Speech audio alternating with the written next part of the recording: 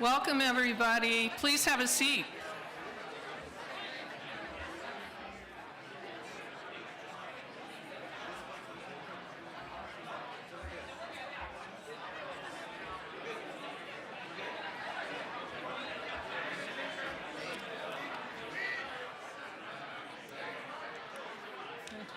All right, as you're sitting down, you probably received a little card that has, let's talk about the most important thing here, food.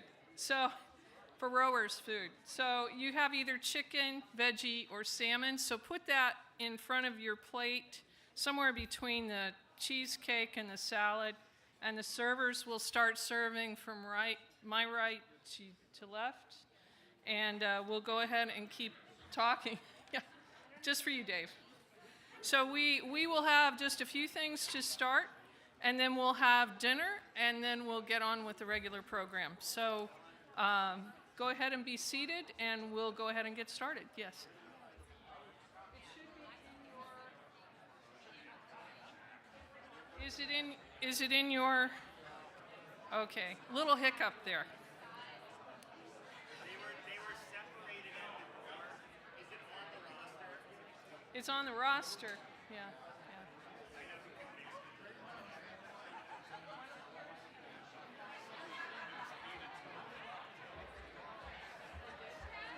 Where's Billy Busey? Billy. Hello.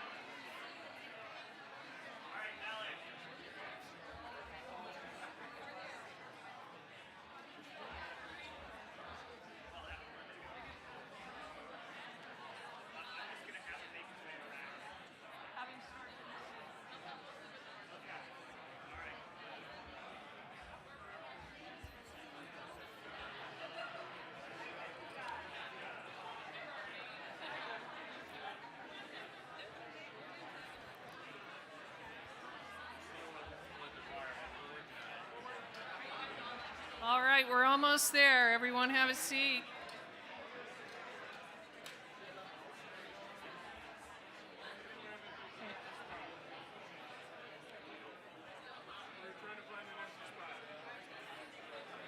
Thanks.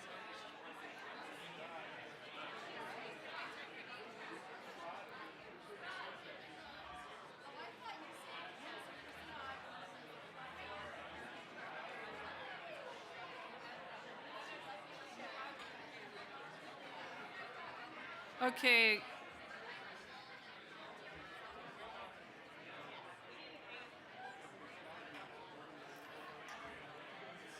While we're pulling the last few people in, let's go ahead and get started with the program, and then we're going to have some of those tickets come your way, and so try to remember what you ordered, and we'll go from there. Okay, first of all, I'd like to take a few minutes. Are we? Yes. Can you hear me? Thank you. Thanks, Coach. All right. Thank you, everyone, for being here tonight. This is first time we've done anything like this, and we owe it all to many, many people who have made this effort to do this. So thank you for taking the time and the effort out of your schedules to be with us this evening and honor our Purdue crew. First thing I'd like to do is introduce Jack Kelmanson to you, if you've not already met him. And Jack, would you like to come up and say a few words?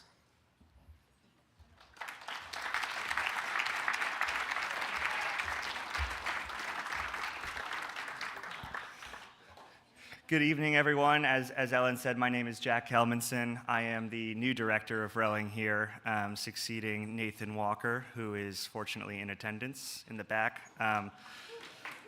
Yeah.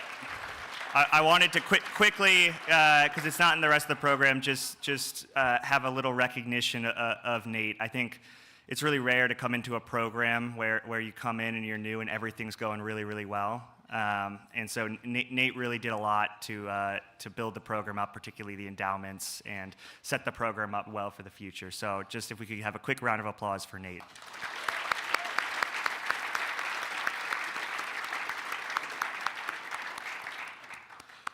So yeah, it's a great event to be new this year, having everyone just come to me, so I can meet all of you here in Lafayette.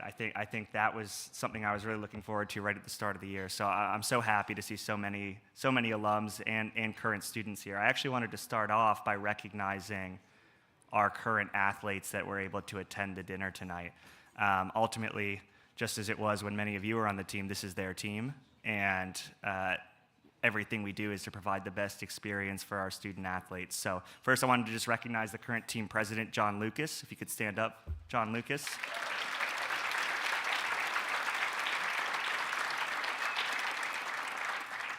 Along with John Lucas, we have the rest of the team executive board. So if you're an executive board member on the team currently, could you please stand up? Don't be shy.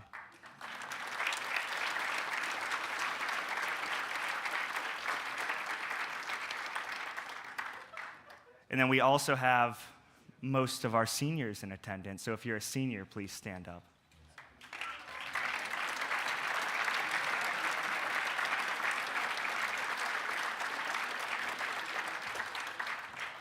So we have just about 30 current student athletes in attendance, and I think it's really great that they're able to make it tonight. And especially being new this year, the student exec board, and particularly John Lucas, have been really helpful in getting me kind of integrated into the program and up to speed, and especially everything around recruitment. So I'd just like to say a big thank you to the exec board and John Lucas in particular.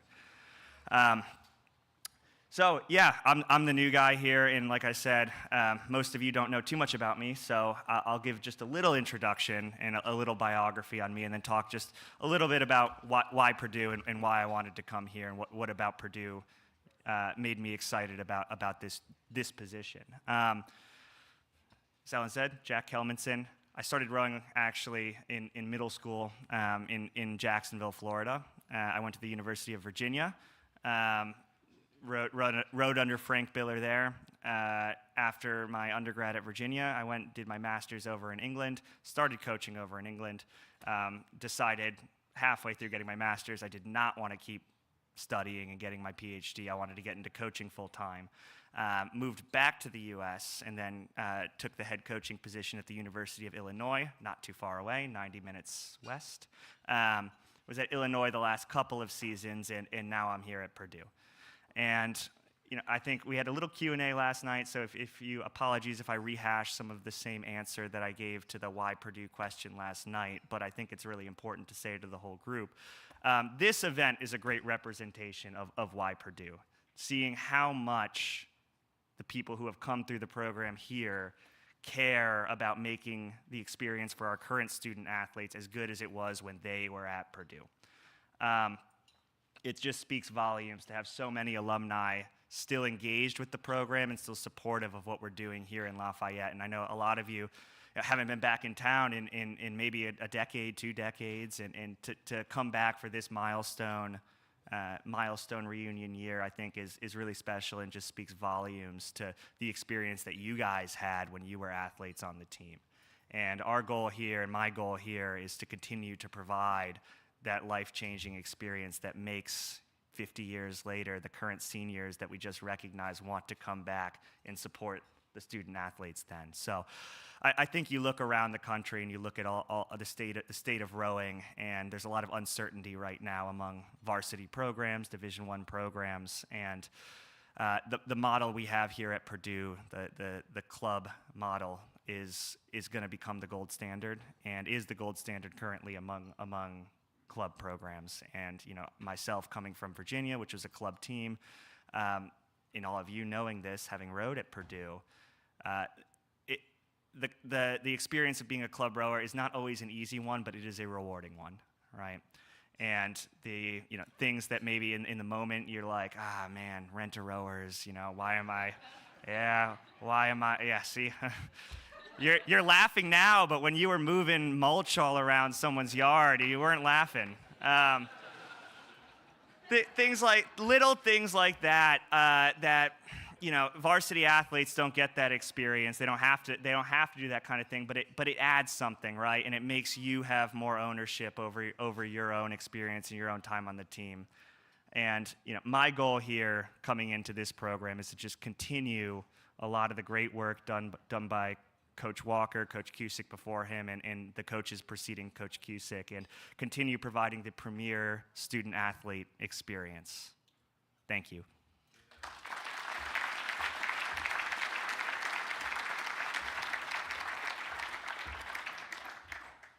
Thank you, Jack. Very much appreciate that. Well, what we wanted to do to kind of get the thing going this evening is recognize so many people who have contributed to the success of the crew over the years. So, pardon my glasses. But I would like to acknowledge 4 groups, and if you would save your applause to the end, that would be great. So all Hovde Award winners, please stand up or raise your hand either way. We'd like to recognize the Hovde Award winners. It's the highest honor that we give our undergrads. Fantastic.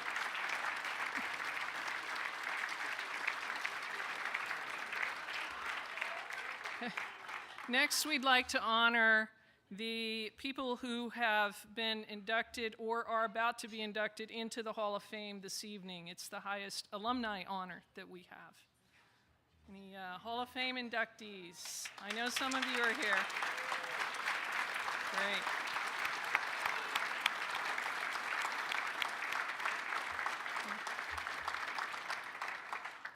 And next, we'd like to recognize those coaches who put in tireless hours. So all head coaches, please stand up first. And then anyone who has coached either any other team with the crew, no matter how long, please stand up. So we've got head coaches, Jack, Nate, Kevin Sauer, and David Cusick. Thank you.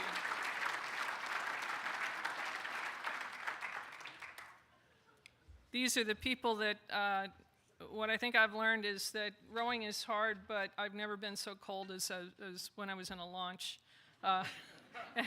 And the tireless worrying, and so my respect and hats off to those that do it year in and year out and are really great at it. The next thing I'd like to do is acknowledge the group that brought you here this evening, and that's the Purdue Rowing Association, or the PRA. So the team that we've been working together with would be Chris Becker right here, and you can stand up if you'd like.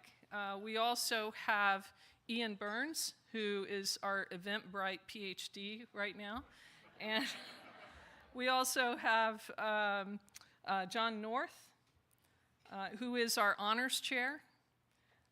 Melanie Parks is our historian and all things boathouse improvement. from the Bill's Dream Wall to the display cases that just went in last week.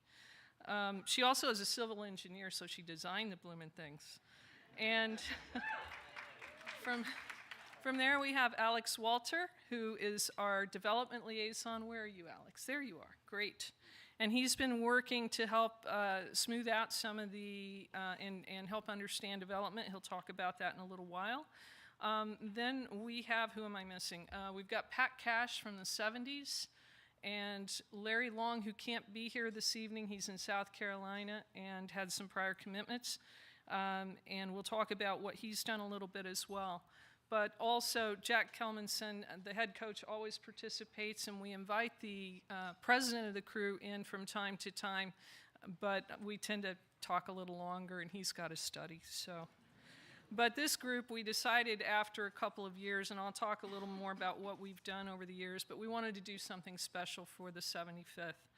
And with that in mind, I know, as Art Euler mentioned today, we've lost a lot of our great alumni and family, and the rowing family over the years, and not without stating Bill Butler, one of the co-founders, passed away June 4th. He had hoped to be here. And I'm grateful that I got to know him a little bit over the last 4 or 5 years. But there are many others, and many that we've celebrated today, or several that we've celebrated in the past few years. And I'd like to just take a moment of silence to honor them and the foundation that they've given us. So if you would, just a moment of silence.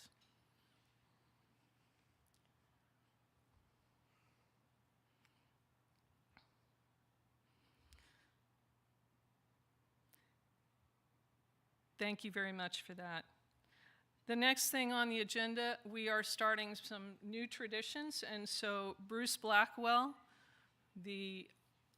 shall I say, the coxswain of forever, he was out there today, and he is our historian emeritus. Would you like to say we're going to start a new tradition, and it's a toast, and he has written it with Nathan. Do you want me to bring this to you?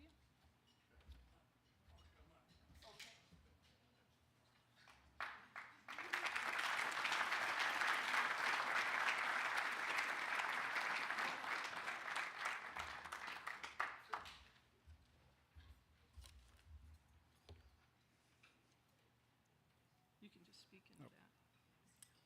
Easier.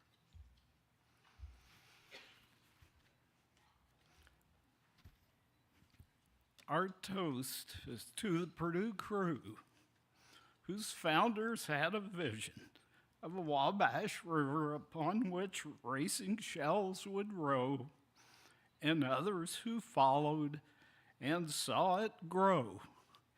Here's to women who came to the boathouse and saw and said, we want to row.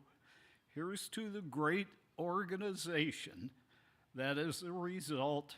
It is here tonight, or online, or has passed to our everlasting acclaim. To Purdue crew on its 75th anniversary, and cheers to all. Hail Purdue crew. Cheers. Thank you, Bruce. That was excellent. Oh no, I was going to toast.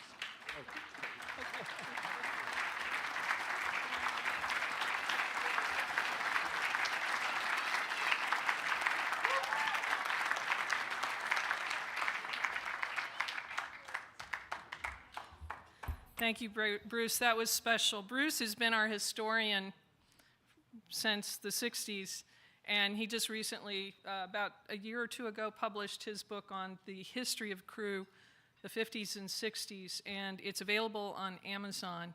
So, and I happen to know he's got a few copies that might be signed out in his car. So if anyone's interested, and if there's a run on the price, that's fine, but I think he's starting at $75 tonight in honor of 75 years.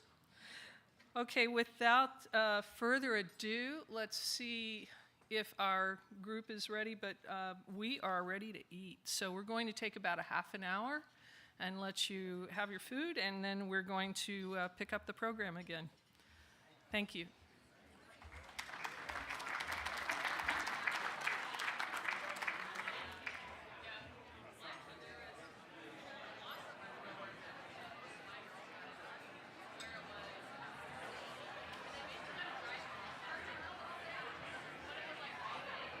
There's kind of one size for all.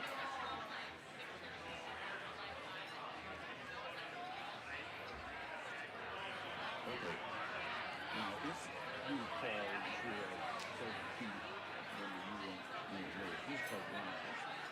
normally the knockers were this way. I have no bloody idea why they're this way. And the reason I mention that is you take the knocker and you do this to get everybody's attention.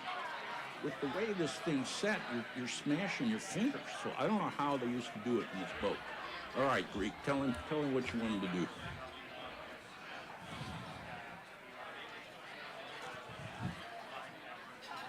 All late, come forward.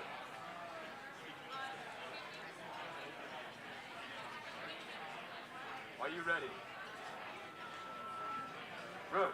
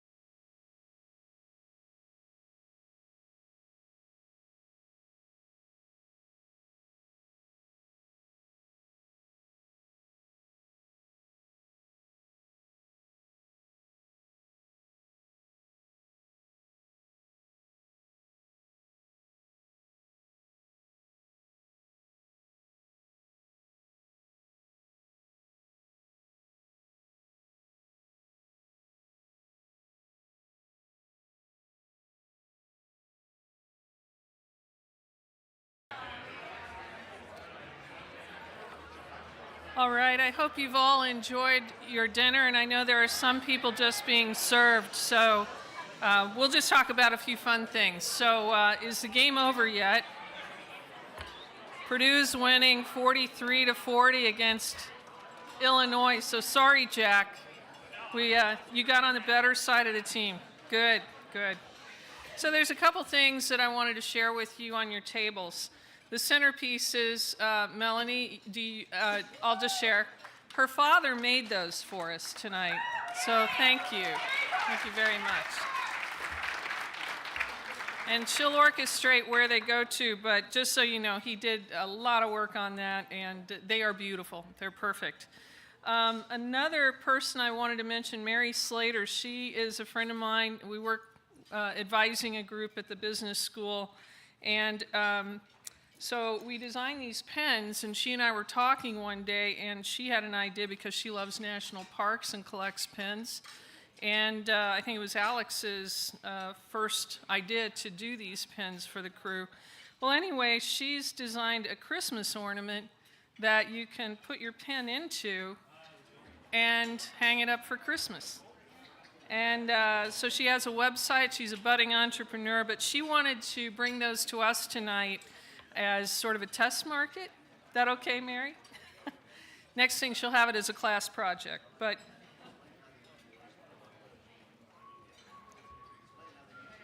oh, yeah. So the thing is, you have the pens at your table, and what you'll need to do, because when we designed this, we only had one pen, and it turned out that there are two in there, so mine's not working quite right, but you can just press it in. So you can either wear it as a pen or press it in. So thank you, Mary, for that. It's really great. Thank you. And thank you, Melanie.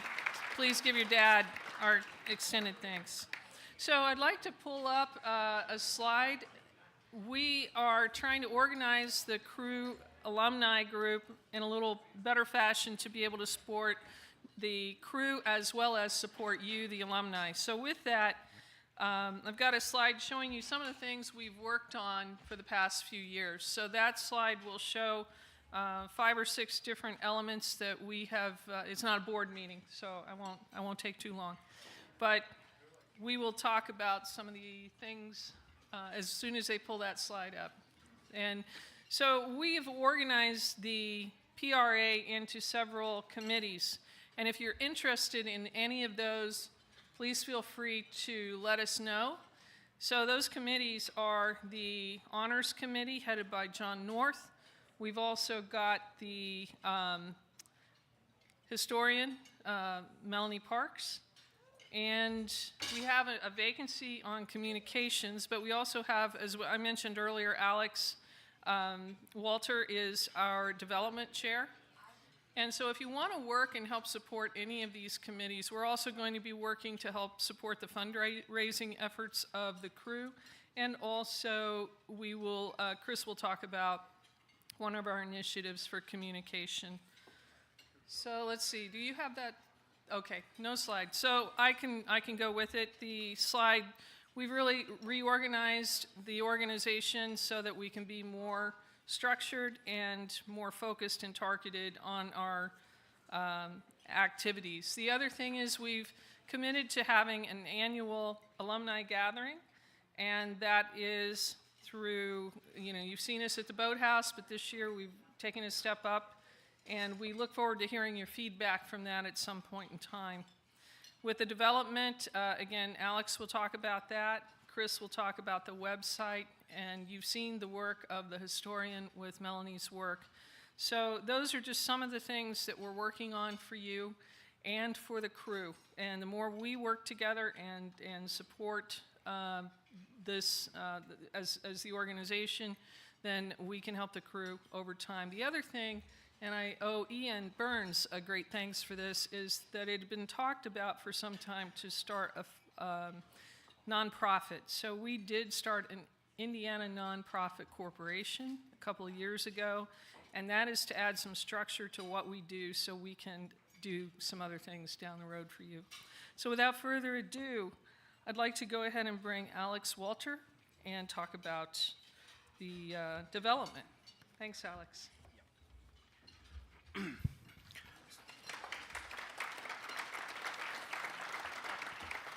So, as Ellen was talking about, that's a lot of things. But to boil down what PRA is really trying to do into just a couple of broad themes, what we're really about is connection, engagement, and support. So, if we think about all of the activities, all of the things that we're trying to drive, it's all oriented in that direction. Jack was talking about your team when he was talking to the seniors. It doesn't matter what era you were rowing in, you're all part of this. This is all your team. We don't have ex-rowers. We have rowers. Like, if you've been a Purdue rower, you are a Purdue rower. You may currently be a student rower. You may currently be a much more life experienced rower. Doesn't matter if today was the first time you were in a boat in 40 years. You're a Purdue rower. I'm amazed at how many people, and I do this myself too, talk about how their experiences here rowing carried on in their lives after they left here. So think about that just on your own. Is there something that you've taken into your professional life, your personal life, that you can track back to the time that you spent here? That's also part of being a Purdue rower. The connections with the people that you've met here, those last a lot longer than some of the medals that people won, right? People met their spouses, people met their lifelong friends. That's also part of that connection. So whether or not this is your first time back on campus since you were a student, you have that connection. So I'd encourage everybody to embrace that connection, hold on to it. One of the other things we really are trying to drive is engagement, and there's a bunch of ways we can think about engagement. It's things like this, creating opportunities for people to come together, but also ways to be involved. There's a lot of opportunity to connect with past teammates, to celebrate that connection that you have, but there's also opportunities to share the expertise that you've got, whether it's through volunteering with the PRA, whether it's through some of the other mentorship programs that have gotten started. Lots of opportunities. So don't be shy about participating in engagement activities and sharing your ideas for some. Want to do a quick shout out. Anybody who has been involved, student or alum, in the mentorship program, put your hand up. So this is something that started a couple of years ago. So hand for those folks. Huge opportunity to share the experience that you've got with other people. Not necessarily about your rowing, could be about lots of different things. But if you're interested in something like that, talk to some of those hands you saw up. Support, I won't sugarcoat it, we're going to talk about money. All of this experience that everybody's had, to ensure that those opportunities can continue into the future and build on these foundations, requires support. That support requires participation. Bunch of conversations this weekend where people shared stories about lots of different chains of events that if one little thing was different, something wouldn't have happened. They wouldn't have met a spouse. They wouldn't have been in a place somewhere. But all of those things have become foundational to organizations, to people's lives. Point of that, I was talking to Kevin about this yesterday. The foundations are they're built out of super fragile stuff. But once they're together, they're really solid. So those foundations need tending. We need to continue to build on them. So as we think about support of all kinds, really encourage people to look at opportunities to volunteer their time, share the expertise that's in the room, and really critically, financial support. A couple years ago, we really started to pivot towards endowment-based funding. We've heard Jack talk about that multiple times this weekend. To support the trajectory of the program over the last 75 years, from these grotto pictures that we've seen to that fabulous facility we see today, requires continued support. So to continue to be competitive, to continue to have the level of rower experience that we've all had and we want people to continue to have, support for the alumni endowments is really the best way to do that. And so I want people to think about that. It's a benefit to the program long term beyond just an annual contribution. It makes support beyond just the year that you're doing it. One of the other things that I talked with Nate about a fair amount last year is where Purdue is relative to the other top programs that we compete against.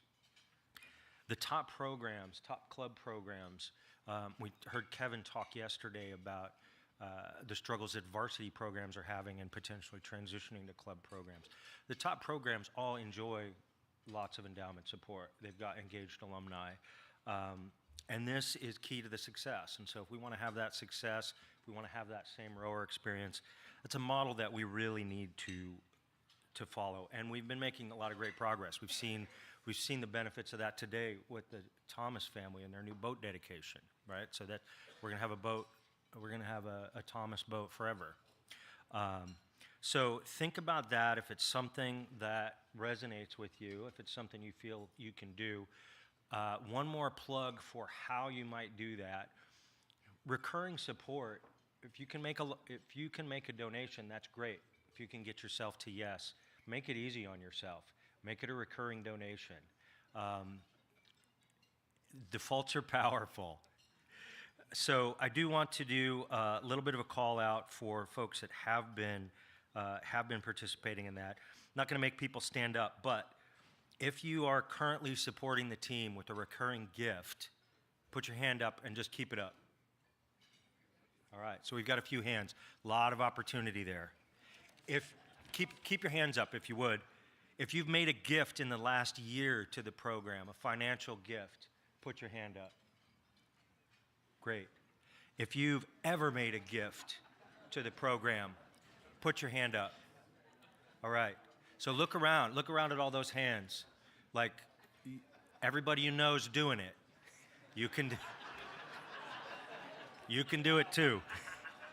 But for all those people that had their hand up, let's give them a hand.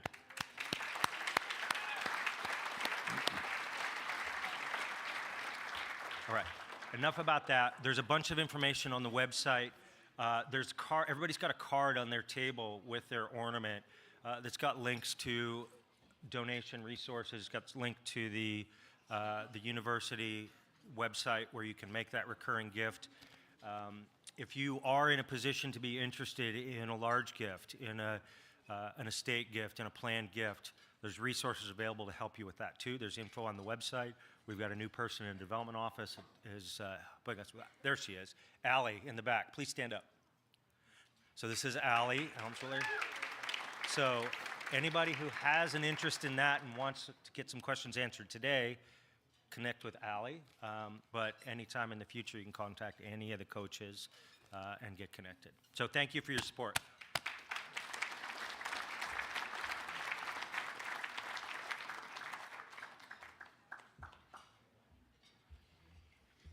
Hello, I'll be very brief in terms of the web strategy, but before I get into that, I just want to get a feel for how many of you were notified or know somebody that was notified to this event by something other than a formal email chain or anything official from Purdue, and you just happen to know about it, just by a show of hands. Oh, that's not that many. Okay. All right, cool. So what we have today is a disjointed number of websites, Facebook pages, LinkedIn pages, and other media that somehow resulted in all of this. So what we want to do going forward, and hopefully we'll roll it out here in the next couple of weeks, is have a single point of contact. It'll be a web portal that will roll out to everybody. It'll be up to you to sign up there, and one of the cool features there is everybody can sign up, put all of their information in, and then you can opt in or opt out depending on what you want to share. And part of the web portal will be a communication medium for the decades, so we can communicate amongst ourselves. It'll be a platform for emailing to the entire alumni group. And what the goal and objective is to kind of try to consolidate all of the Facebook, LinkedIn, and private email lists that we have today that communicate out all to all of the people. Because I'm sure everybody knows somebody here that's either frustrated because they sent in their information, they weren't contacted, they would have liked to be here, but they didn't know about it, or just were not as part of the email chain. So as we roll this out, we'll try to consolidate the email list, get everybody on one single platform, and we'll use that from a PRA perspective to communicate out to everybody. That'll include current rowers and obviously the alumni. And what we hope to do is make this a little bit more seamless, allow people to interact, and also eliminate a lot of the duplicates and some of the private communications that are going on. So look for that communication as we go. I hope to have it, going here in the next month or two, and it should make this a little bit more simpler. Although 200 people at this event is pretty impressive, but we'll try to. Yeah, thank you.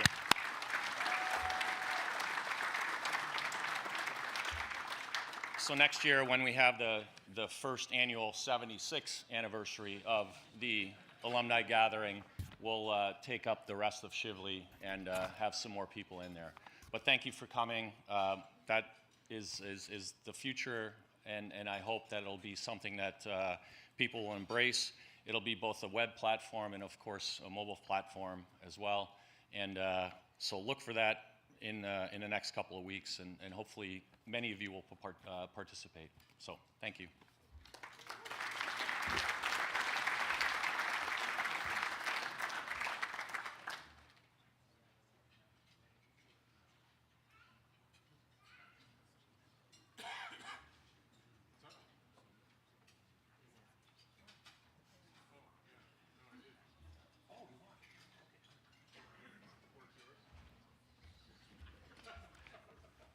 Hi, everybody. I'm John North. I'm the chair of the Honors Committee. And this is the fun part of the evening. I've also been told I need to speed things up. So I will be as quick as I can and still honor the people who deserve to be honored here tonight. It's a big honor to see some of the amazing accomplishments that people have done either within the crew world or outside of Purdue. And one of the things I just want to say is that one of the responsibilities that under Ellen's leadership, we've wanted to sort of systematize the Hall of Fame more than it has been in the past, in the sense that it was sort of, not to denigrate anybody or anything that's been done in the past, but it was sort of somebody's idea, or gee, we really ought to do this, or something along those lines. And we wanted to formalize it a little bit more, and so that's where I've come in.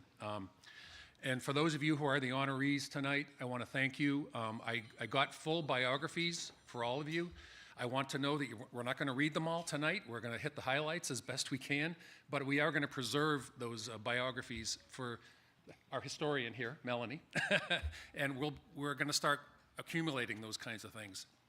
And my hope is that we'll find a place for Hall of Fame inductees on the website as time goes on, because that's something that I think I've seen other schools do, and I think that that's a great goal to have. So the other thing I will say is that there's no order to this. I have them in order in terms of what I'm going to present, but the people here are not being presented in order of importance. So let me get started. The first one is John Burnfield, 1969. John? Yep. So John helped coach after graduating, 6 years as the women's head coach, 26 years as head athletic trainer. He's back that way. Oh, you want me to go? Yeah. Had 40 years of competitive rowing experience, over 400 rowing medals, including U.S. and Canadian national championships, and 11 medals from the head of the Charles. Was ranked #1 in his age group in 1988 in the Concept 2 World Indoor Rowing Ranking. So a huge commitment to rowing there. The next one is Jerry. Oh, yes.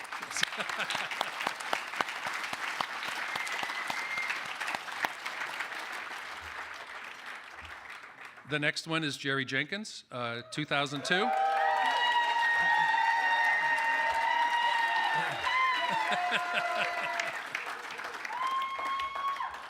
So what he's told me is that probably the most important thing he ever did was getting coffee for Coach Cusick.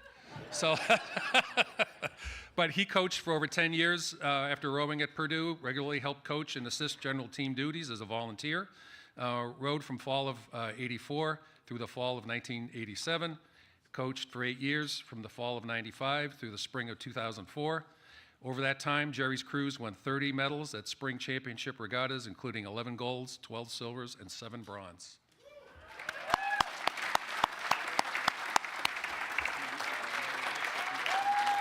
Oh, you want me to move over? Okay, all right.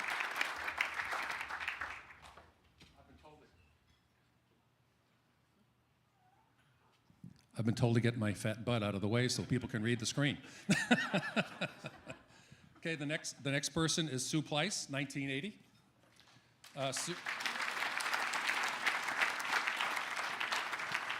She started rowing with a group of novice women in the fall of '76, and Kevin Sauer was her coach.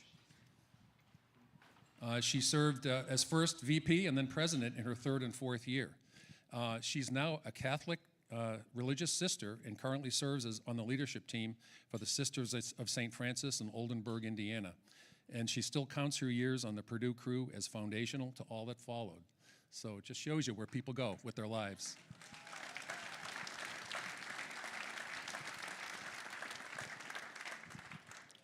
The next person is Sandy Calfo Mazral, 1999.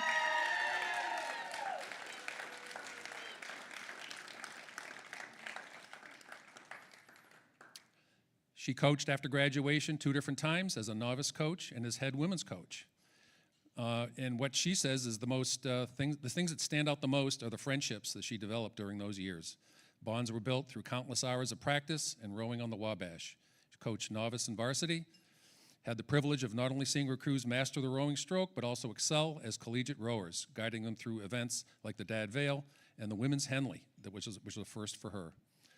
So thank you, Sandy.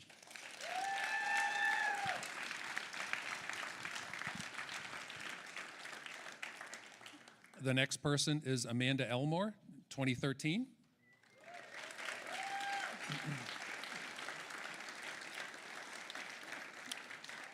She won gold as stroke for the USA Women's Olympic 8 in 2016, won gold in the 8 in the 2016 in Rio, and gold in the quad 4x in 2015 and at the World Championships in France.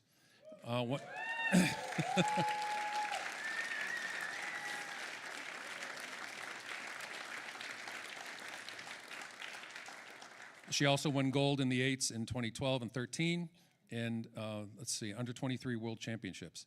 Brothers Andrew and Stephen both rowed at Purdue, and her nephew is continuing the family tradition by rowing, not here, but at the University of Maryland. That's okay.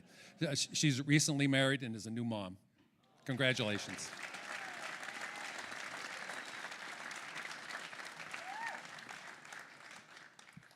The next person is Emma Craner Pruchel, 2008, I'm sorry.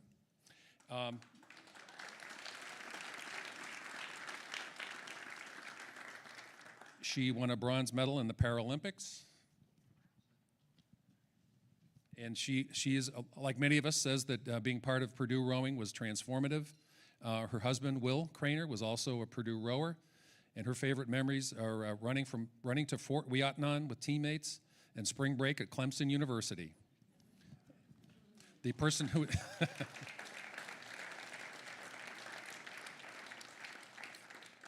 the person who inspired her to continue rowing at a higher level was her Purdue coach, Jacob Hatch, and she's now a full-time mom.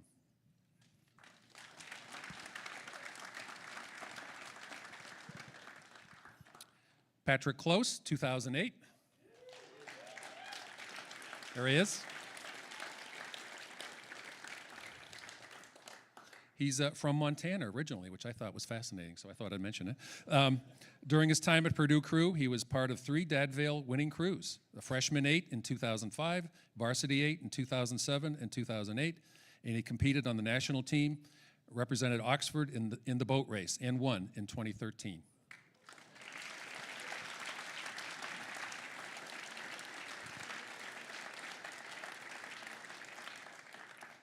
The next person is J.P. Kierkegaard, 2008.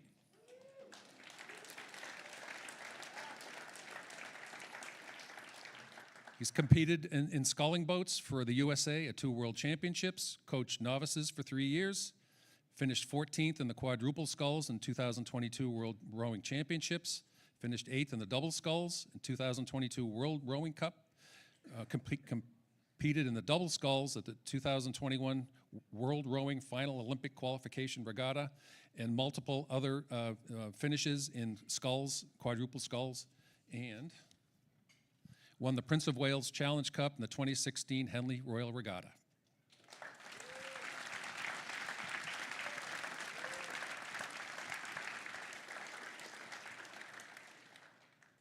The next person is Brian Tryon, 2000. There he is, there he is.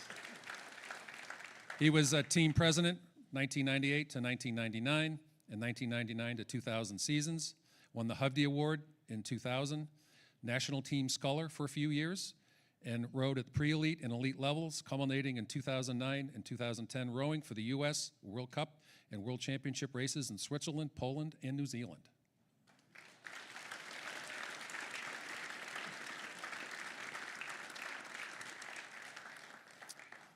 The next person is Catherine Nell, who some might know as Kitty Coe. 1988. She was the Purdue men's cox for the IRAs in 1986, women's nationals in 1985 and 86, U.S. lightweight women in 85, coached novice women at Purdue, University of Virginia, and Georgetown. Currently coaching Justice High School in Virginia.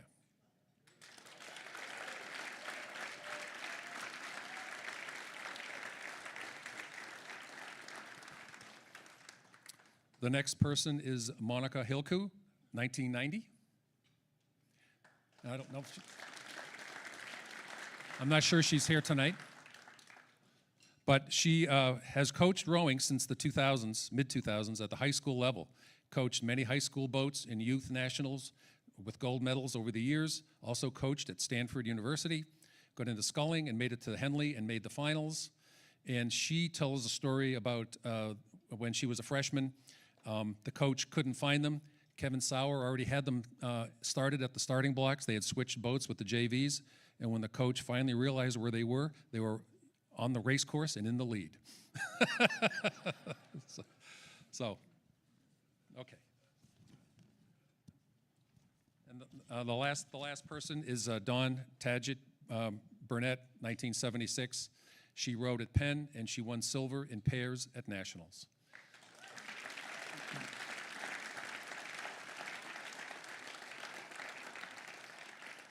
Again, I'm just blown away with the level of rowing that we see in our recipients tonight, and it's the level of excellence that I know we all strive for, and congratulations to all the recipients.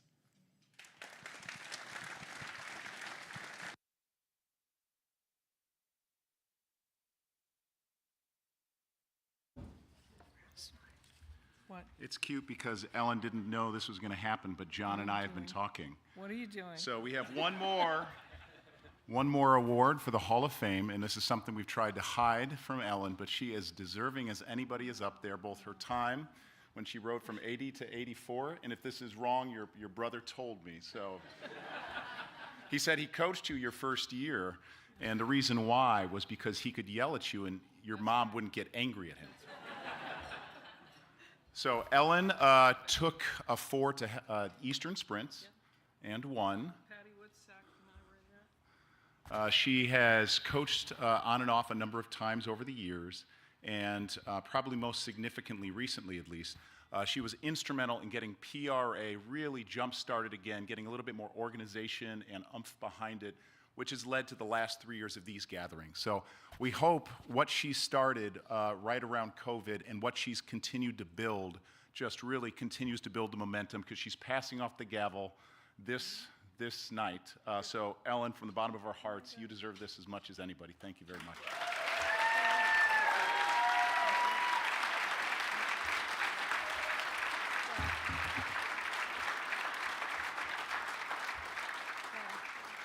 Thank you all. We never do this alone, and I want to thank everyone who's been involved, and my very patient husband. So without that, yeah, and when I saw my brother Ed row in probably 1975, the first time I knew I had to do it, and so that was my premise for coming to Purdue. A degree would be found out later. So as many of us, it's a precious thing to be able to row on this river and to be among so many great rowers and a great group of people. So you just totally blew my introduction of the administration part. But I want to say, moving on, special thanks to Purdue University, and we have Mike Warren here from Recwell. And Mike, your position, we've all been talking about it, has been, as director of Rec, has been instrumental in the crew success since the beginning. And you have certainly held that up through COVID and through so many challenges we have, and as Kevin said last night, making this group a premier club sport. So deepest thanks to you. And I know tonight we also have special guests, which we've got the Dean of Students, Katie, and I hope I get this right, Solmeyer, and also Beth McCluskey, the Associate Vice President. So Mike, take it away, and we want to thank the Purdue administration for all your support.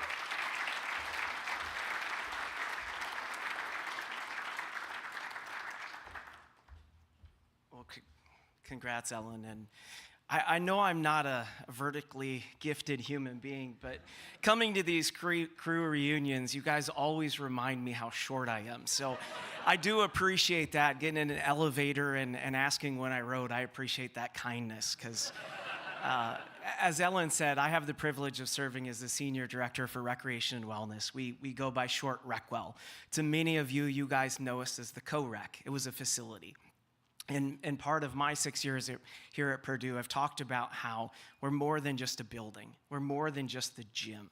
And I think as I get the privilege of introducing our Vice Provost, Dr. Beth McCluskey, in her Steps to Leaps framework that she's developed and implemented here, one of the pillars is about networks. And as you look around the room and you see 200 plus crew rowers, if I got that correctly, you're always a rower, you look at the amazing network that you have created from your time here at Purdue and how it's carried with you throughout your life. And as I look around some of our student athletes right now, I hope you see the privilege, the opportunity, and the ability to connect with so many gifted individuals. And as we talked a little bit at our table, we talked about how another pillar of Steps to Leaps is grit and persistence. And as I started learning about crew when I got here 6 years ago, I started really falling in love with that part of who you guys embody, that hard work, that work ethic, that grit. And as somebody who's never rode that boat down in that race, I hear about that last few meters is about as much as who wants it and who's willing to go fight for it. And I love that part of it. And I think you see that not only in your success here at Purdue, but as you carry it on into your different careers. So a huge congrats to Ellen. I've had the privilege to work with Ellen for numerous years, and they've always been so gracious and respectful of me. And as I learn and seeing Coach Cusick, Coach Walker, Coach Jack, Coach Jason, I have the privilege of getting to help crew and to be part of your journey as we go on to compete. So I want to say from a Purdue University representative, thank you for being here. Thank you for all your time and effort. And these student athletes need your support as we continue that experience forward. So I just big round of applause to you guys for all of your support for our students.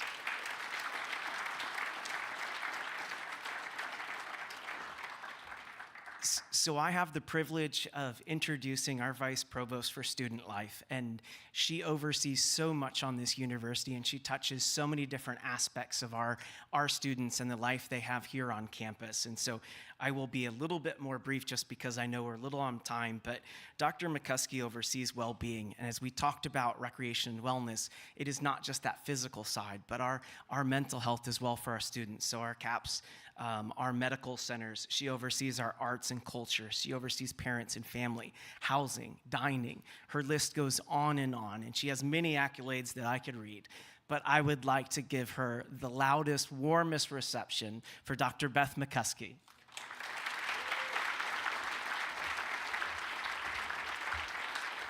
Thanks, Mike. And thanks, everybody. Wow, what a celebration. It is just amazing to see over 200 of you coming back to celebrate this amazing program. And as I thought about, what do I speak about tonight, I think that is what this is all about.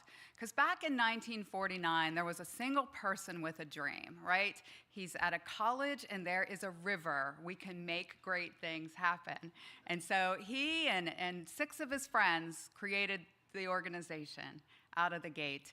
And when you think about those 7 individuals 75 years ago and the 2,000 strong that this organization has become over the years, it is truly, truly, truly remarkable and powerful. And so as you think about your organization, I know, we're here to support the students. All of us are here to support the students in so many ways.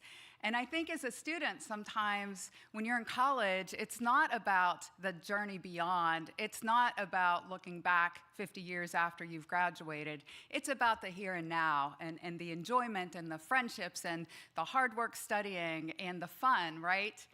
But honestly, when you think about that Purdue experience and when you think about that Crew experience, it truly, truly, truly is a lifetime. My work is mostly about college students. It's about their experiences, their well-being. It's about helping them be absolutely successful human beings and launching into that next phase of life. And when I started working with alumni, when I got this job about 10 years ago, I wondered, what's that going to be like, right? I've worked with students for 30 years. Now I'm working with alumni. What does that look like? And what it's all about is college students all grown up, right? And I think sometimes it's that perspective that you have after you graduate, when you look at your life and you look at the impact that you've had in your career with your family and your communities, and you start tracing that backwards to what mattered and what made a difference, you look back on your experience as a rower here at Purdue for those foundational learnings, for that grit and that persistence, for that tenacity, for that networking and those connections, right? And truly, truly, that's what this is all about. And so when I think about what we have with our students and our alumni, all of our students stand on the backs, on the shoulders of greatness, of those who have gone before. And those who have gone before can recognize that and support our students. And we've talked about that a lot tonight, how your support matters, and we see that time and time again. This organization lasted 75 years because of that tenacity, because of those connections, because of those amazing experiences that you had, and your desire to pay it forward to the current generation of students. So as we think about that next 75 years, those college students that are here today, this is you in those next set of reunions, right? So you think about how you're going to pay it forward too. I am so incredibly proud of this organization. It takes a lot to have been so successful over 75 years. I am so proud of that tenacity and that hard work. I am super proud of Amanda Elmore, and wow, when she won that Olympic gold as Purdue's first woman Olympic gold medal winner, oh my goodness, is that not something to be totally proud of?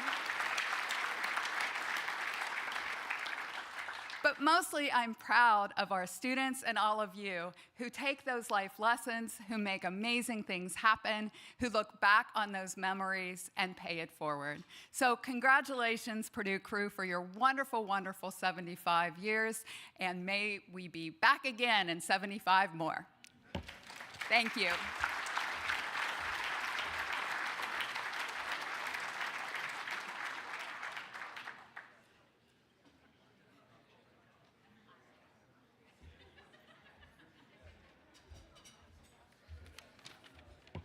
So Dave Kusick. A few of you might know Dave. He coached for 26 years. I'm sure he has a few words of wisdom for us. Good evening, everyone. Is everybody having a good time? Enjoyed the weekend? Pretty awesome, huh? I feel like I'm in a boat race right now because we're behind time, okay? So we're going to catch up. You know, my time at Purdue was all about the right people in the right place at the right time. It made friendships and relationships that you can feel the warmth of in this room. So I'd like to see how many people here are from the 1950s. And if you're here and you can stand, please do so. I feel like I'm getting closer to that number now myself. So, what about the 60s? Please stand. And please stay standing. Do not sit down. You can sit if you need to, but please stay standing. 70s.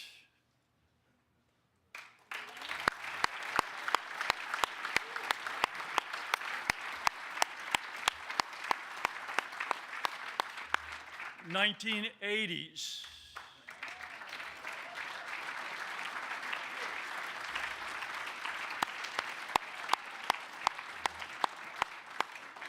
1990s.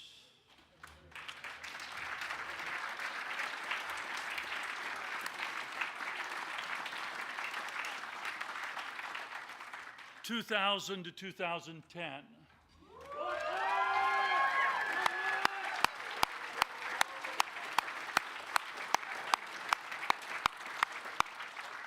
How about 2011 to present day?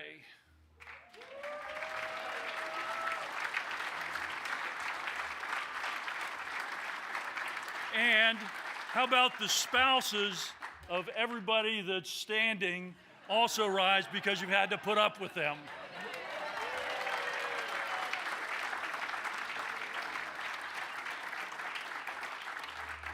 And I would also like to offer a thanks to our university administration, Mike Warren, Beth McCuskey, Dean Katie Schermersheim. If you all would stand, that would be awesome.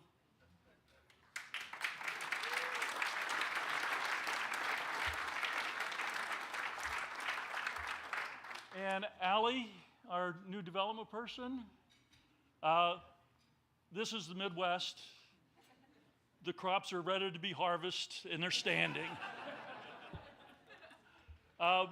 If you would, present rowers also stand. I would like to see everybody up.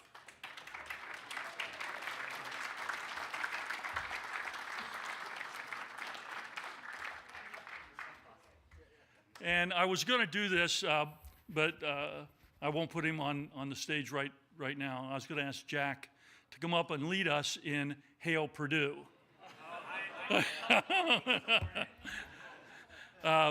But I'm not going to do that, but on the next one you will, okay? So if you would, I only carry a tune in a bucket, and I don't have a bucket. So on 3, let's hear Hail Purdue. 1, 2, hail, hail to all of Purdue. All hail to our home coming back. Hail, hail to all of Purdue, our friendship is deep and black.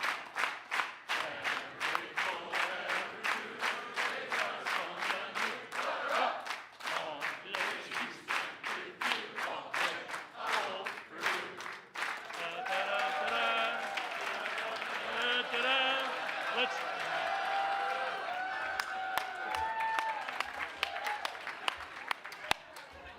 Again, thank you all for being here. And you are all the right people in the right place at the right time. Thank you.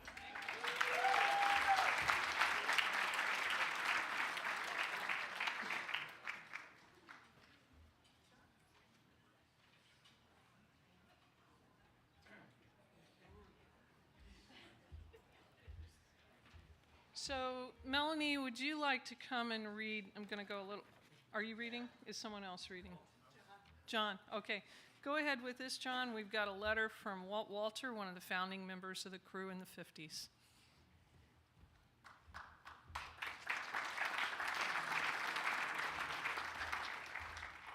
So I don't think there's anybody from the 50s present here today. I didn't see anybody stand up. But we do have Walter. And For those of you that may have noticed, I am not Melanie Parks. She was originally supposed to read this, but you've lost your voice. You've been talking quite a bit. So it's all right. So she asked me to fill in for her and read this letter from Walt Walter, Purdue Crew, 1950. And it's the letter from him. He couldn't make it today. His letter is as follows. Dear Purdue Rowing Team alumni, on the 75th anniversary of the crew, I felt the need to fulfill a certain responsibility to you, the alumni crew. I believe I am the last of the original founders, with Bill Butler having passed earlier this year. When we started out, our minds were just filled with trying to get this thing to work. I don't believe any of us thought that this athletic team would end up being the largest team on campus. Everyone worked to make the Purdue Crew a success. Somehow, some way, we managed to pass our dream on to future dreamers. One person who needs a lot of credit, but very seldom gets any, is Professor Mervyn L. Clevitt. Back in the day, he was in charge of intramural sports. He did everything he could to bring about a rowing team at Purdue. I know if he were here, he would be smiling at the huge success the 11 dreamers who worked so hard to bring the dream about had succeeded. He would look at 75 years and say, let's go for 75 more. You, the current dreamers, can make this happen. Coach Cusick has done his work in supporting the dreamers of his time with the crew and deserves special recognition for his personal efforts to make 75 possible. As you celebrate our 75th anniversary, pay tribute to all who have gone before and pledge yourself that each and every one of you will make a contribution of time and expertise to the crew with 150 years as your goal. Bless you all and success in your life's work. Walt Walter, Purdue Crew, 1950.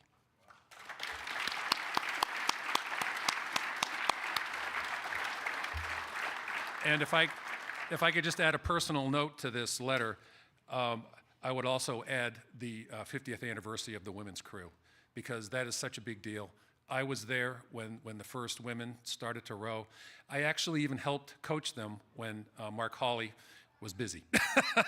So I'd actually spent a little time in the launch myself when the first women were rowing, and I want to recognize the 50th anniversary because it's so important to Purdue and rowing. Thank you.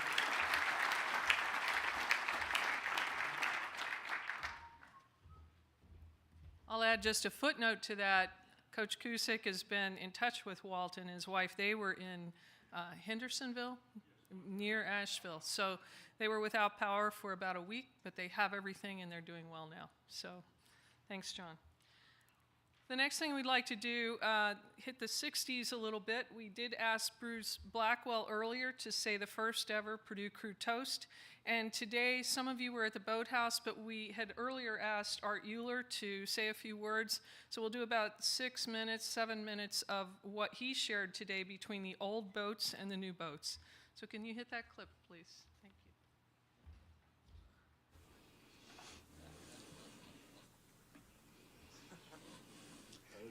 It was kind of one size fit all.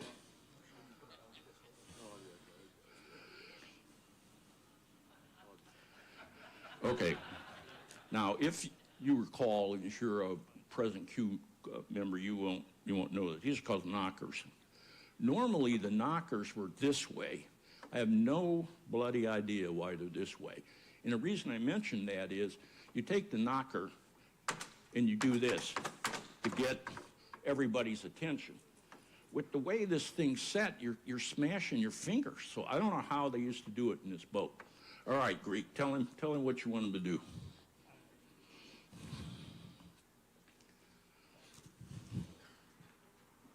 All late, come forward.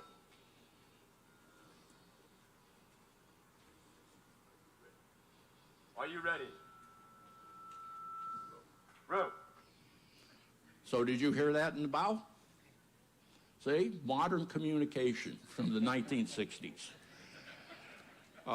You can take that off now. You've suffered enough.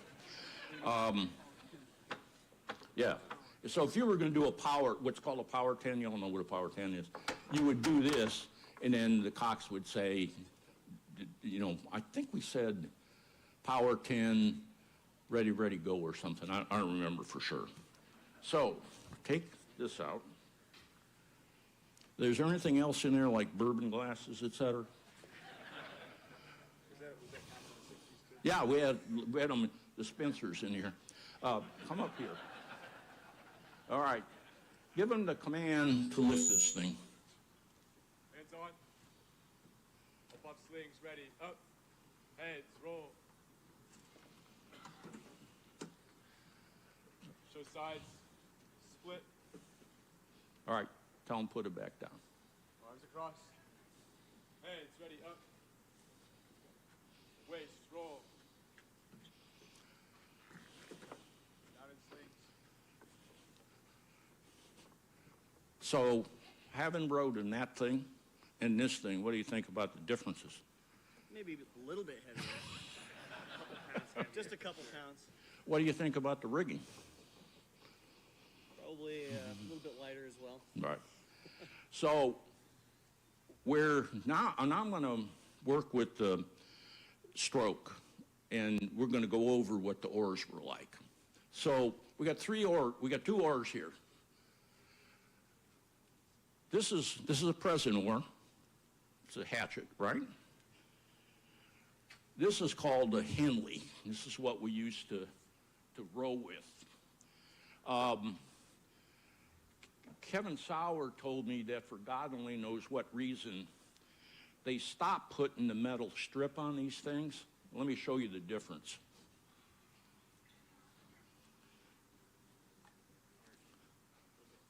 Okay. Here's a blade that I managed to break. And number one, that's our colors. But at the tip, you can see there's a strip of metal. The reason there's a strip of metal, you look at this thing, it's beat to hell. It's all chipped, etc. So, pick that thing up. See, what do you think? Pretty heavy. Pretty heavy? All right, good. Hold on to the handle. See what you think of the handle. You can put it down. You don't have to hold it near. Feel the handle. Rough. Anything different? All one piece. All one piece. Leg. Is that one any smaller? A little bit. But I don't understand with the new oars. You might, if you're an old rower, you might come up and check this. With somebody with my hands, I think you'd wrap right around the whole oar, the handle. These oars used to come smooth, and we would take saws and run them like this across them to give you something to grip. All right, I think that's all the show and tell. We can put that away. Now, that's about all the details I have about differences in rowing in the 60s and now. Bruce Blackwell's book has all kinds of details, and you ought to read that to learn more about what was happening in the 60s.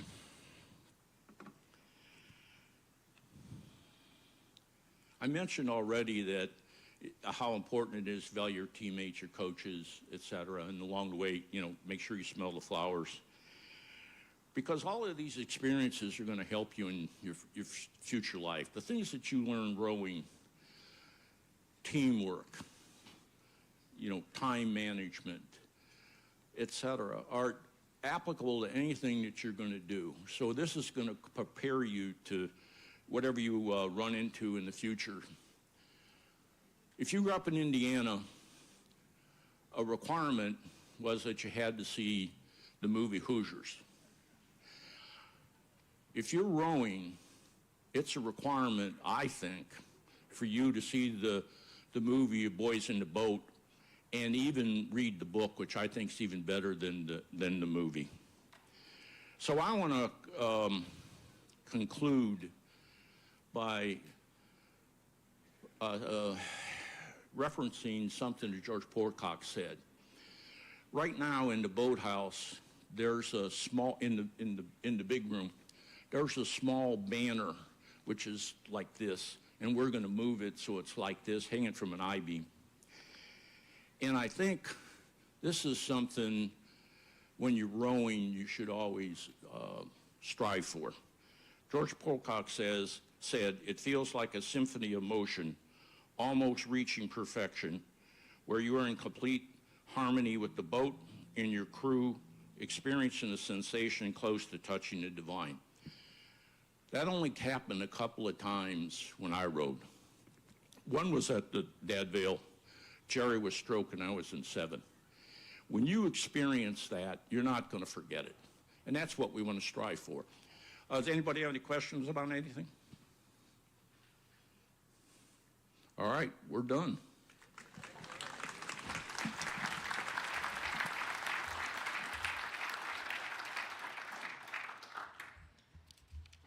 If you've not rowed in one of those Pococks, you don't know what you're missing.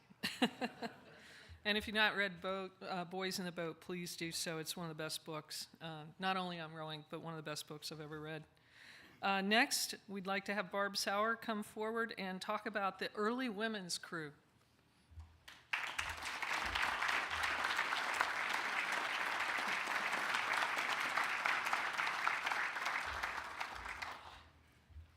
Well, thank you so much for the opportunity to share. It's been crazy to see the women and what rowing is for women now, because it sure was not anything like it is now when we started. I think I was in the 3rd class of women that rowed, and just to put a little reference to this, there were no sports bras. There was, when I see the gear that the women were wearing today, we had no gear. You had a t-shirt and then you could buy a jacket, but no sports bras. So the women, there was somebody when I was a novice, there was a woman on the varsity that every day had a flannel shirt on over her t-shirt, don't know why. There were people that wore tube tops. There was, it was everything. Gray sweatpants, a crummy old t-shirt. That was about all we had. As you know, it's funny how I got into rowing. I ran in high school, and a woman that I ran with went to Wisconsin. She's older than me. And she said, "Barb, oh my gosh, my dorm is right on the lake, and we see these rowers. It'd be perfect for you because you're so strong, and it doesn't use your legs because I have crummy knees." So I got to Purdue and saw a flyer on some building, like the call out, and I was like, okay, that's it. And so we went to the call out, and there were very few women there, and John Bodine got up and gave his spiel, and then actually introduced Kevin Sauer as who was going to coach the novice women, and he stood up and was, whatever, and I'm like, oh yeah, this will be fun. Yeah, this will be good. So first day down to practice, it was really super exciting. We had 2 boxes that were, I don't know, were they screwed to the dock? And an oar about this wide, so there was no resistance to it, and we sat on the dock and just rowed and rowed. And the end of that day, I remember calling my older sister, who was at Purdue as well, and she's like, well, how was practice? I'm like, it was so awesome. And she said, what did you do? How far did you go? And I said, we didn't go anywhere. We just rowed on the dock. And she was like, that was great. And I'm like, oh my gosh, it was so fun. And so back then, dues, I think, were $250 a semester. Is that right? Or for the whole year? But one thing to remember is, like, Title IX had just come into being, so most of the women did not have any athletic experience at all. And so I think as a team, like, the varsity women were not very kind to us as novice, and in turn, I think we weren't very kind to the next group of novice.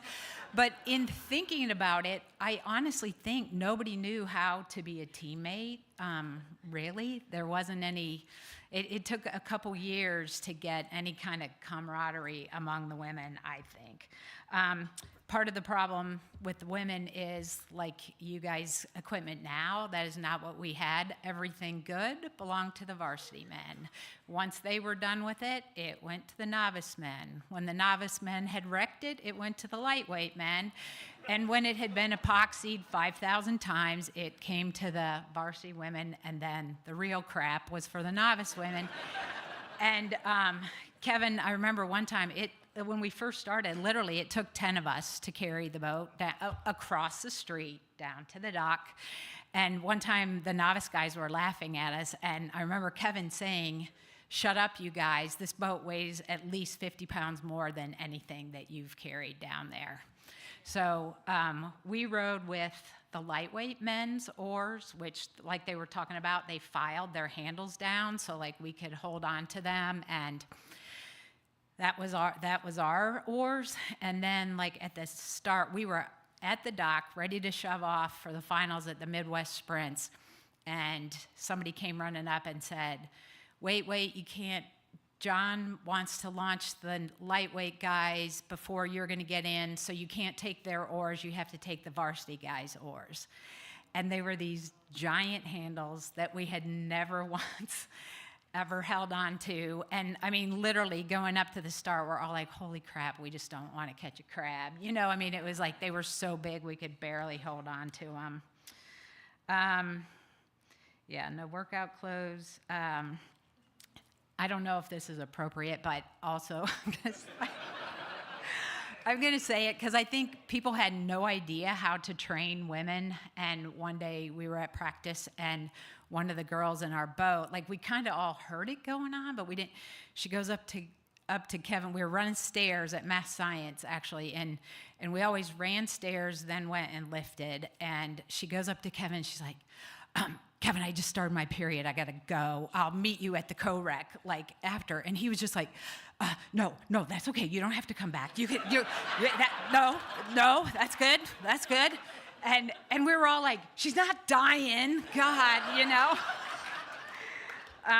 So that was a whole new thing. There were what? Oh, yeah, that was funny, too. 2 weeks later, she uses a great same excuse when we're running repeat miles at Lambert. And Kevin had this notebook, and he said, no, I don't think so, you know? So I think she's the only one he tracked, but I don't know. Also, there was very few races that had women's races, like the Dad Vale. So by that spring, I got to back up one thing. So there wasn't a launch for the novice women's coach. So Kevin coached us rowing a single all fall until finally we were too fast. He couldn't keep up with us. I don't know how but by that spring, the novice were consistently beating the varsity women's boat.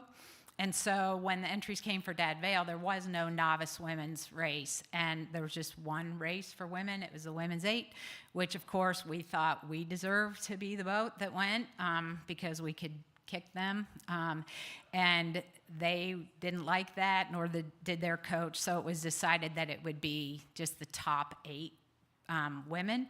So it ended up 4 novice, 4 varsity, and we did not mesh, but we got the first medal. I actually brought it to donate, but we got a bronze at the Vale with this mixed boat.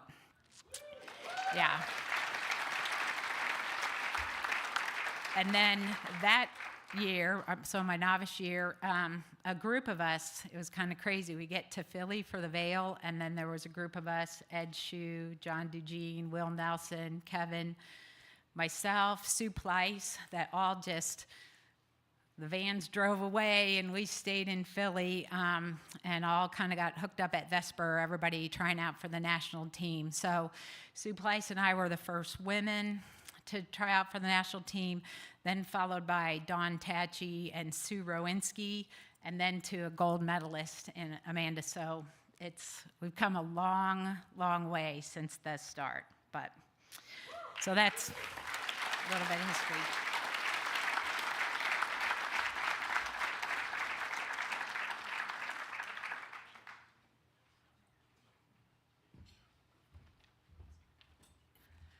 Hello, I'm I'm Coach Alicia with the Novice Women, and I got a short story for you guys to introduce my friend. And so it's the fall of my novice year, and we've just started winter training inside full time. So this is like 2011, okay? So now the novice, we hadn't really know the varsity women that much yet, and we were getting ready to do a partner workout, like 500-meter sprints, right? So we all know how hard that one is. So it's one varsity member and one novice member together in a pair, and I end up being paired with the fastest girl on the team. And she's not just fast, she's like stupid fast. And so of course, being a novice, I'm all nervous because it's like, what if I'm not fast enough? Or what if I let her down? And within a piece or two, I quickly realized how unfounded my worries were, because not only was she fast, she was and is one of the nicest people you'll ever meet, always humble, and everyone's biggest cheerleader. After my novice year, I got to row with her for one more year before she graduated. For those of us that rowed with her, we knew she was going places.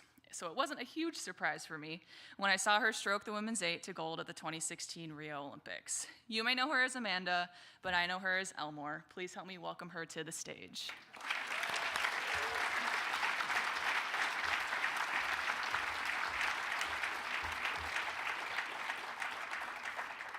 Okay, thank you. It's so great to be here and share our stories from the Wabash and see everyone swap stories. And it was so great today to be down at the boathouse and see all those pictures on the wall of the medal-winning crews, because I remember when I was in college, we were always obsessed with those pictures, looking closely at the 80s hairstyles and looking at all the different medal-winning crews. And at that time, I realized already that it wasn't just about winning races, because you see everyone's arms around each other. And that is the biggest thing that I learned through my time at Purdue, was how important teamwork was and being part of something bigger here than just the rowing and just being on the water. So that really started my novice year at Purdue. I learned to row at Purdue. I had been convinced to join the team by my two brothers, Andrew and Steven, who rowed in the 90s. And I was really excited, but they didn't make me quite aware of how challenging it would be.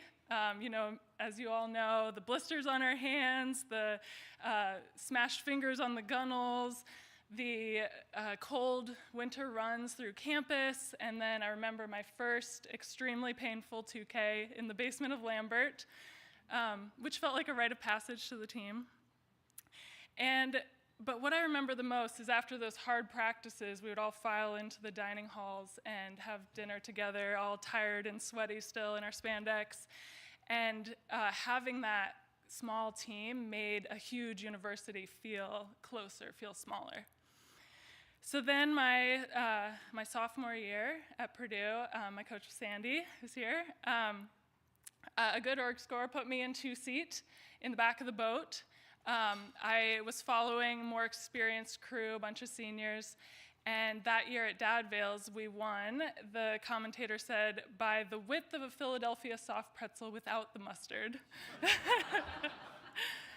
And from winning that race, we got to go to the Women's Henley in England, and that was my first international race, and just really gave me that excitement for rowing and that excitement to advance in the sport. And as I said, I was in the back of the boat that year, and I remember that, following and learning from the people who came before me and looking at those pictures on the wall and seeing that legacy, and that made me stronger. Following wasn't a weakness. Being a team together, that is what made us stronger. So then, after Purdue, I went to train on the national team. I committed to full-time rowing in Princeton, New Jersey, where the women's team is. And I was entering a team there where there were also pictures on the wall, and they were of Olympic gold medalists from the women's 8 in rowing had not lost a race at the World Championships or Olympics in 10 years. So I was coming into a really deep, very experienced team. And I had this instant really wanting to prove myself, to climb my way up on the team. But that being from a club sport, it gave me that humility to remember and remind myself that success is earned and not given. and that I had to, instead of trying to prove myself to those experienced athletes, I had to look up to them and learn from them and follow them. And so on the national team, we did a lot of training in pairs and fours and eights and lots of mixing between boats and learning from each other, learning each other's rhythm, trying to find the fastest lineup. And, you know, I wasn't necessarily the loudest or most confident or most outspoken, but I moved boats because I made others feel supported and confident and strong. And at the Olympic level, you know, everyone is strong and competitive. But what sets you apart is how well you can sync with the crew and make another crew fast. And you hop in a boat and can we do this together? You know, it's not just about me, it's about the whole crew. And I learned that sense of teamwork here at Purdue. So after all that time following, when I was ultimately named to the stroke seat of the Olympic Women's 8, I was surprised myself. But I had spent all that time learning how to follow and learning how to create a better team, and ultimately the fastest lineup had me in the stroke seat, which is technically the only seat that doesn't follow anybody. But those of you that have rowed know that you know, we're all following each other, we're all part of the team. And so I listened to my teammates, I followed their strengths, and I supported the whole boat. And as you know, we won in Rio. And now there's a gigantic picture of me in the boathouse, which feels like full circle from when I used to look at all those pictures and look up to you all. So I retired from rowing in 2018. And now I'm in the real world. I have a job, a husband, a baby, and I keep these, you know, values of teamwork and strength from my boat with me. And I've realized that, you know, it's really rare what we have here. You can't always find this in the real world, having that closeness and connection. But at Purdue, we had it, and that is what makes it so special, being part of something bigger here. And so just really, really proud to be here with you all and be part of this team.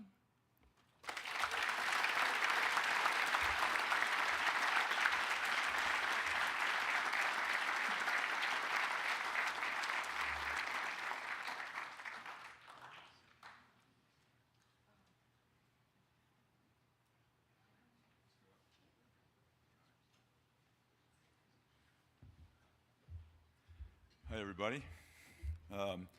First of all, I'd like to, just one second, yeah. I'd like to show you a picture of Amanda and I know you can't see it, but there it is, right? That's Amanda and I in Rio. I had the pleasure of coaching the good catch, Barb, of coaching the women's double in Rio, and so I had the pleasure of watching Amanda win her gold medal in person. There's nothing better than that. There's nothing better than to watch a Purdue grad win an Olympic gold medal. Oh my gosh. And I was sitting in the stands, and there's a big jumbotron, so you can see the whole race. And as Amanda knows, they were not in the lead in the beginning of the race. I think they were even third or fourth, something like that, right? And somebody in the stands said, you know, offhandedly, like, oh, they're in trouble. I go, no. Wait till Elmore kicks it in, right? And they kicked in behind her, and then just went right through the field. It was an amazing race to watch. So I couldn't have been prouder of being a Purdue grad and a Purdue coach to see that happen. And it was just really a special, special time, as you guys can imagine. Before I start, I'd like to just mention something right here that I think is really important. Jack has got this plaque, and it's honoring John Dugene, who passed away earlier this year, sadly, and Will Nelson, who was his pair partner at the 78 Worlds. They were spares for the World Championships, lightweight World Championships. And so the team put this together to recognize them. And John's former wife, Marilee, is right here, and she kind of brought that to attention to everybody, and were able to put something together to honor them. John was amazing, and just say a couple things about him. He passed away a few months ago and of cancer. And he was the last pilot trained for the F-8, if you guys know what that is. And he actually flew F-14s and flew on and off aircraft carriers, if you know how difficult that is, during the Gulf War.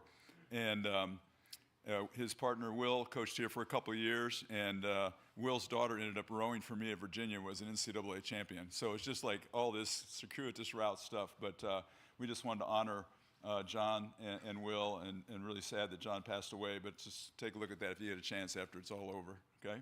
Cool, thank you.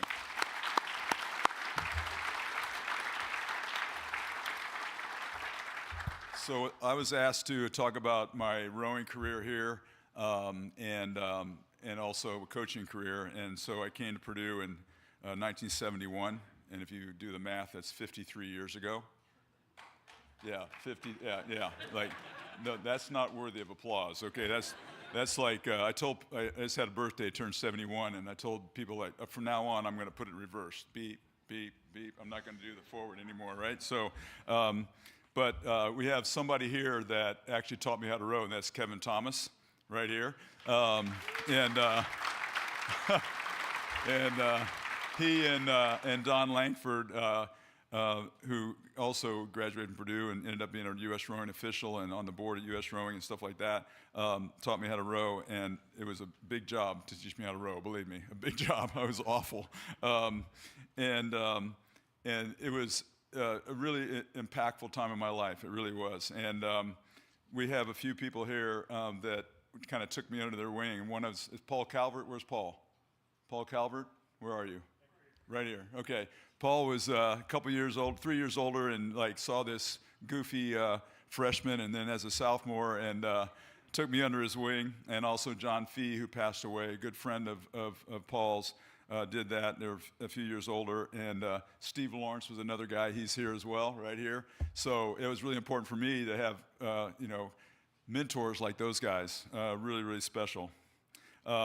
In the fall of '74, I'll add on to what Barb said.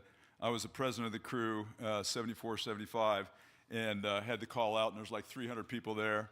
And we did the call out, and so this is before Barb started rowing, but this is the first fall of women's rowing. And the reason it was is because I had the call out, and all these people went, this is what we're going to do tomorrow and stuff like that, come to the boathouse, all that kind of stuff. And these 4 women came up to me afterwards and said, we want to row. And I go, well, you can be a coxswain, right? But we don't have women's rowing. And they said, you do now. And I'm going like, I didn't know what to do, right? So I said, okay, come to the boathouse, 5:30 tomorrow morning, right? And I said, that'll do it. Well, they showed up, and they kept showing up, right? And they were literally in blue jean shorts and flannel shirts, literally, or blue jean cutoff shorts, right?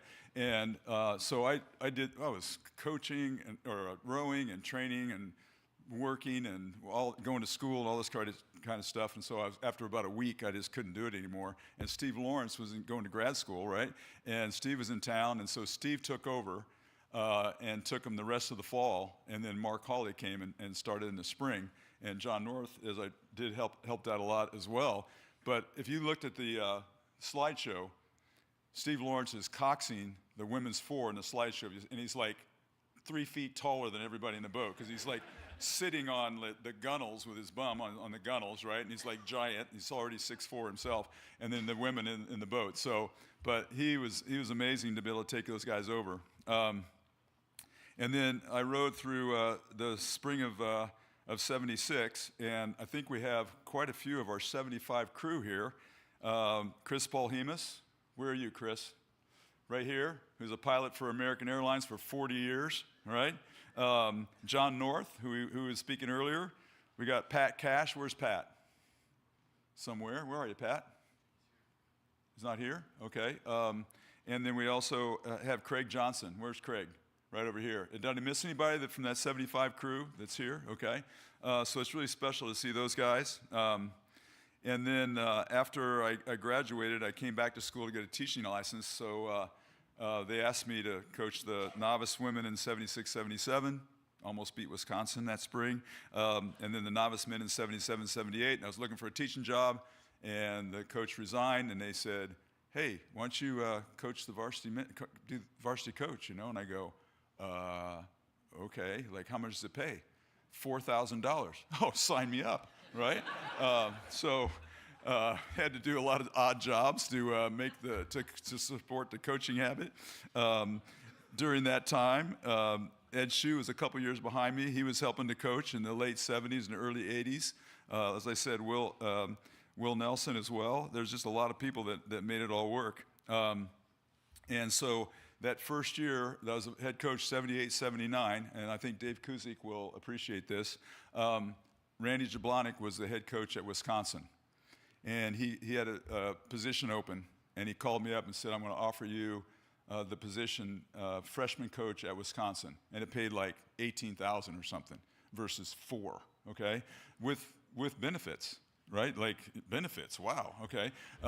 And so he was a little bit uppity about it and then I said, well, let me talk to Barb about it, and then I'll get back to you. And he says, you got to think about it?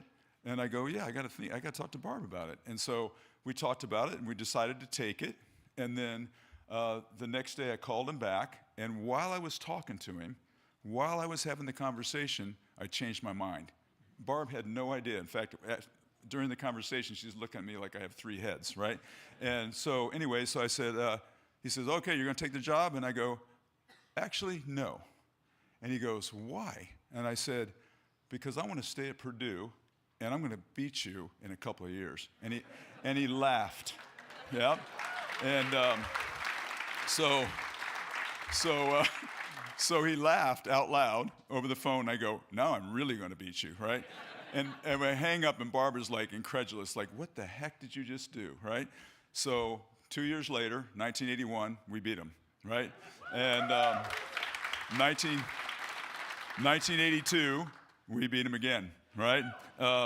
And we have a few people from that, at least that 81 boat. I might miss somebody. Bill Nelson, where's Bill? Right here. Stand up, Bill. You beat Wisconsin, man. We got Don Strong. Where's Don? Don here? Where's Don? Right there. There we go. We got Rick Teal. Where's Rick? Right there. There. They're sitting together right there. Am I missing anybody else from the 81-82 group that I'm missing that beat Wisconsin? I didn't think so. Okay, so congratulations, you guys.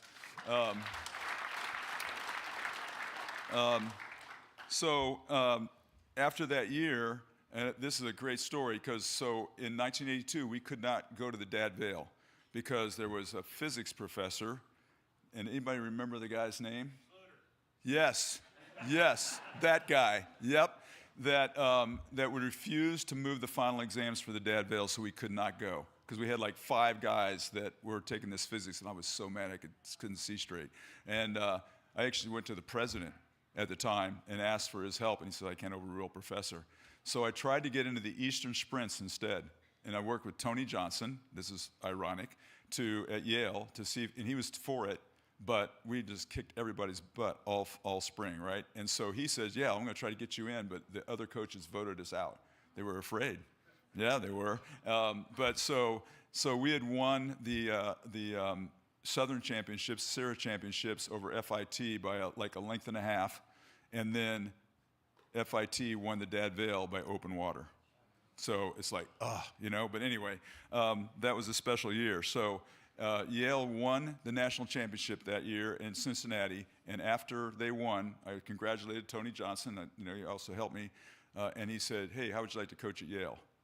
And I'm going like, okay, maybe I should do that, right? But I still didn't want to leave this program. I didn't want to do it. And but John Bodine had been our coach back in the mid-'70s. In fact, John hired us a lot to go work at his farm and work on a house he was building and stuff like that to help us out financially a lot. He was amazing. And John, actually said to me, he said, I will come back and coach Purdue if you take the Yale job. You got to do this. You cannot stay. And so because he did that, I left and was at Yale for 3 years. And I came back to work with the Pan American Games in Indianapolis, and the Purdue job opened back up. So I was able to coach there 2 more years here. And at the time, when we were building the course out in Indy on Eagle Creek Reservoir, there were a lot of Purdue guys that were helping me build it out, building docks, building starting platforms, all that kind of stuff. It was awesome. And two of those guys are here tonight as well, and that's Mike Peters and Kevin Kaiser. Will you guys stand up? Where are you? Yep. And Kevin? Where's Kevin? Yep. Okay. And those guys had come out as sophomores, right? So they, started a little bit later, and they were doing the helping us in the summer. I got to coach them a little bit, and somehow, some way, I talked them into. They'd already graduated. They already had jobs. Mike was working with his dad's mini marts up in the region. Kevin was farming and that kind of stuff, and working for a seed company. And somehow I talked him into coming back for the spring semester in rowing in the spring of '86. And Kevin went on to win a national speed order in '88 in the Olympic year, and almost made the Olympic team. So really cool story about how that all works. And I have a funny story that I'll tell you about Mike, and some of you guys have heard this. So we were running from the co-rec, and we went out Canal Street, turned left, go to 52, and then go up 52 Bridge, right? And it was about probably 10 degrees out on campus, right? So when we got out to 52 Bridge, it was like a 25-mile-an-hour headwind. And Mike and I were kind of leading the pack, and after about 3 or 4 minutes of that headwind, he leans over to me and says, "Hey, Kevin, I can't feel my face," right? So I had a ski mask that I'd pulled down. Now you can imagine the snot in that ski mask, right? I took it off and gave it to Mike. He didn't flinch at all, right back on, right? And so we got up the hill and turned into a neighborhood, and he gave it back to me. I did not put it on. I put it in my waistband. But that, I'll never forget that the rest of my life. So pretty cool. And it's been such a pleasure to be a part of this program and to see how much it's grown over this time. The changes, like from the Fort Weotnon boathouse. I'll tell you a quick story about that. When we were looking because there was just no water in the river, and so I went downstream and looked for, like, okay, where's there deeper cut of river? And we ended up at the fort and got the park, went 7 meetings with the park department. They finally allowed us to build the building there. So I thought, okay, we're going to save some money. And where's Joe DeWinter? Joe here? Yeah, there he is. All right, so I'm going to raise some money to build this boathouse, this pole barn. Joe was a big donor for that, and I really, really thank him a lot. And Joe and I rode together for a couple of years, and he graduated a couple of years before me, but he helped a lot when I had this vision about building the boathouse at Fort Weotnon. And I go down to step off the dimensions for the boathouse, and Bert comes out. You guys know Bert, right? Yeah, Bert Corwin comes out, and he says, "What are you fixing to build?" And I go, "How do you know I want to build something?" "You were stepping off something. I know you're trying to build something, right?" So I said, "Yeah, I want to build a boathouse here." And he goes, "For the rowing team, and that kind of stuff." And he goes, "Well, that's fine, but how are you going to get to the water?" And I go, "I'll just cross over that little road there." And he goes, "That's a private road." And he says, "How are you going to get over that?" And I said, "Well, I'll either tunnel under it or build a bridge." And I think that got him, right? And then I asked him, I said, "Bert, can you go on the water with me?" He's a river rat, right? "Can you go and tell me where the good places are?" And then we had him, right? So he was our best friend. He would call me if it was going to flood and stuff like that. He'd help us pull the dock up. But the student constructors, the construction management program at Purdue. Anybody a construction management person? I think, yeah, there we go. Okay, well, don't raise your hand too quickly, all right? Because I wanted to build at 72 by 42, but I could only build at 70 because there was a tree that the park wouldn't let me take out, right? So they came down and they drilled all these holes, and it's like 8, 8, 8, 8, 8, 6 for 70, right? And then on the other side, it was 6, 8, 8, 8, 8.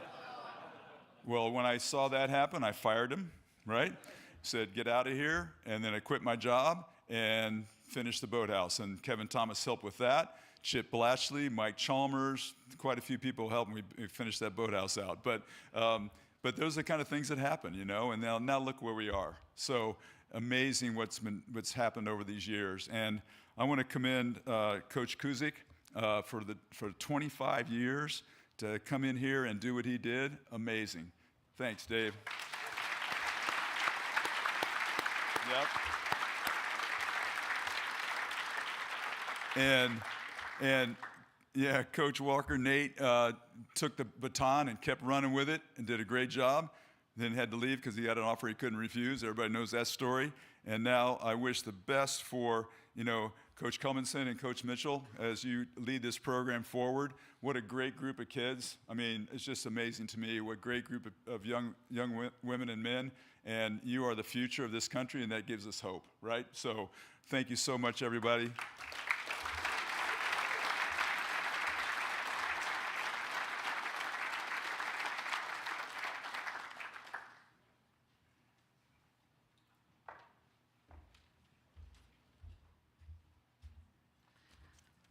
Wow. Great stories. I always say we're a little scrappy, and that's kind of in our blood. So we will make things happen one way or the other. We try to do it the right way, just for the administration. So, and we christened some boats today with the alcohol. That's all it was. I promise. So anyway, I'm thrilled to say that this is, we're towards the end here. I wanted to give a special shout out to John Shue for the slideshow that was there last night before.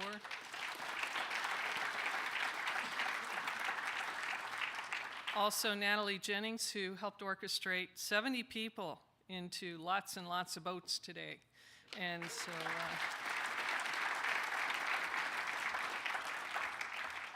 but I will say, my time as your president has come to an end, and I couldn't be happier. No, it's really been a labor of love, and I've appreciated all the support and the things that I've learned from people like Bruce Blackwell and Dave Cusick and Scott Traskus, who owns the Ripple that we were at last night. So many people who have helped make this happen, and we've evolved to this. So I don't know if we can ever go back, but we've evolved to this. I remember when I first became president, Bill Butler called and he said, "Ellen, I've got a dream." And that resulted in the dream wall that Natalie executed so beautifully. So, and then other people have said, "I've got an idea. Why don't we try this or that?" So it's really been a lot of fun. But now it's time to turn it over to Christian Becker, who is going to take over as your president. I will say one more thing before Chris, that all the all the Hall of Fame awardees, please stay around afterwards for a photo. And without that, Chris, take it away.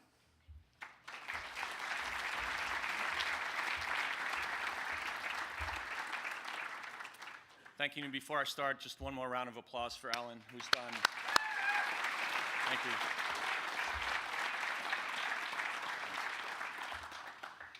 Who's done a great job for the last 5 years, and I've been able to help out. So thank you again, and I can only hope to follow in your footsteps and do half as good as you did. So thank you, and looking forward to try to lead from what you've created here. So I'll keep my remarks short, just a couple of closing remarks. I do want to try to announce as quickly as possible dates for next year. I think it's important to get ahead of this, to get a crowd like this for next year. Unfortunately, we are tied to the football schedule, and I checked, and the first 3 dates have been announced up to the Notre Dame game on September 20th. From there, if you look, all the dates are TBD. So as soon as the football schedule is set, we will try to announce this event again for next year, as we try to do it on off football weekends to make travel, hotel accommodations, and all of those things a little bit easier. The other thing that I'd like for everybody in here to do over the next couple of days or weeks or months going forward is that I'm sure everybody knows at least 2 or 3 people that you wanted here, didn't know about it, deserve to be here. So I ask that everybody here talk to those people, make sure that they know about this event, talk to them about the times that you had here, the great things that you were able to share, the stories, the camaraderie, all of those things, and get them to come next year so that we can have more than 200 people, and like I said before, fill out the rest of Shively. So please reach out to those people. I know we all have them, and if they need to be contacted, there are plenty of people that would be glad to make sure that they're included going forward. The other thing, and I think we've talked about it before, is that we always need help for the PRA. So if anybody's interested in helping us out, there are a number of things that we can do. There are a number of things that we want to do, including the website, fundraising. There's lots of things that we want to do from an endowment perspective. Always glad to have help, ideas, and anybody that's got time and wants to commit to this, please reach out to us, and we'd be more than happy to help out. With that, I want to thank everybody for coming, especially those people that came from long distances. I think there's people here from Oregon, California, the East Coast, West Coast. I don't know if anybody's here from a foreign country, but I know it's a huge expense to come out here. A lot of sacrifices. We have to move a lot of things around, so thank you. So give yourself a round of applause for coming here.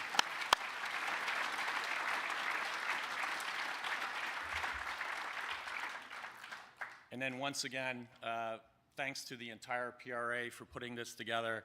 I can't tell you how many emails, voicemails, late night conferences that we had that ran way over than the hour that we had originally scheduled, but hopefully it was fun, it was entertaining, and everybody had a good time. So with that, the Hall of Fame award winners, please stick around.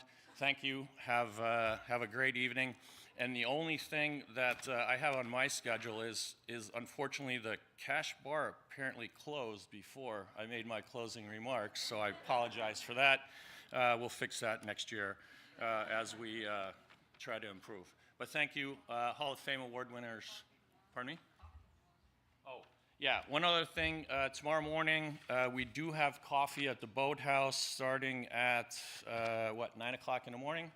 So anybody that's going to be around, please come out to the Boathouse, help us kind of conclude the event. And for the rest of the night, thank you very much, and have a good evening.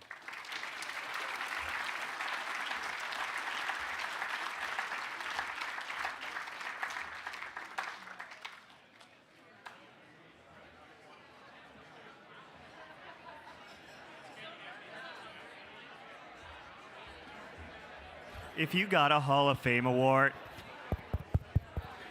hey guys, if you got a Hall of Fame award, can you come up to the stage so we can take a group photo? So just make your way up here if you got a Hall of Fame award.